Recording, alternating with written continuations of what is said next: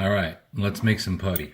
First, we're going to start off with some pink Himalayan sea salt. Just a pinch, not that much. I mean, like literally, like you can count the grains.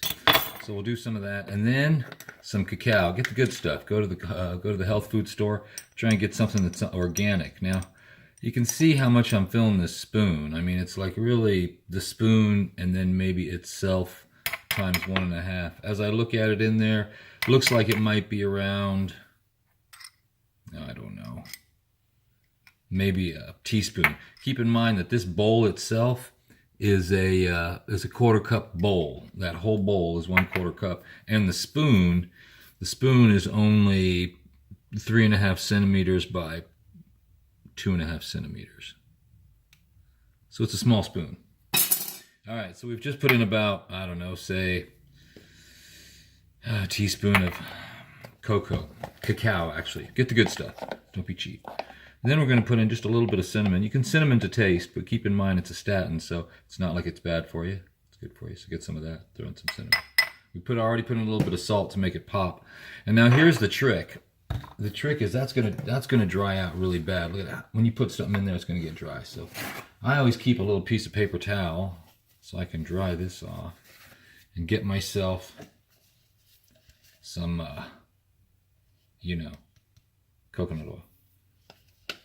And so what I do is I just try and scoop it up, because you don't want it to be hard. You want it to be that like you remember like you do with butter. You soften up the butter with your knife before you spread it on your whatever. You do the same thing with this stuff. Now keep in mind, that's almost as much. Actually, that's more than I usually use, but that's quite a bit. You want to use probably as much as you do with the cocoa or the cacao. So, but now, this is the secret part. You only fill your container, your little cup, your mixing cup, halfway. Now you say, hey, why don't you just make a big batch? I'll tell you why I don't make a big batch. Is because then you got a lot of it, and then you eat too much. I'm telling you, this is like pistachios or, sunflower seeds. You got to work for it a little bit. So anyway, so we're going to stir this. Oh, we just loosened up that fat. The reason we, of course, put in that fat is otherwise everything's going to dry out. And that's a really good fat, too. That's coconut oil. Okay, so we're going to mix that all in. See? Boom. Should turn into a nice slurry. Using a creamy this time. See, we check out the slurry. Now you can go ahead and use your stevia to taste. Okay, everybody uses different amounts. Not that I'm self-conscious, but I'm going to go ahead and pause right here. Okay, so however much you use, go ahead and put some of that in there right there. I use this stuff because it's awesome. All right, so now we're going to stir it up. And so when you mix that in, you just stir it up and you mix it in. Oh, you're missing the action. Stir that in. And see, really, what you want to avoid is you want to avoid spilling over the slurry of dry goods.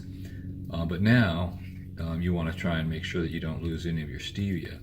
And okay, so now, after everything's mostly mixed together, now you can top it off with a little bit more almond butter.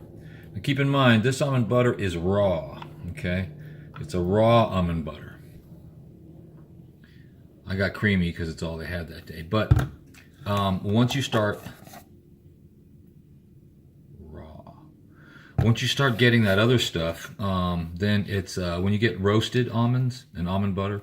When you roast an almond, it's no longer a food so much as it's a snack, right? And you want to get the nourishment out of this. Now, I kind of went overboard on this batch. I filled it up more than usual, but anyway, so you can see that's how you do it. Now you can, if you want, you can just swirl it in, but I like to mix it. Sometimes I do the swirls, so it's like the goober. You got a little bit of chocolate, you got a little bit of regular peanut, or regular almond rather. Okay, so there you go.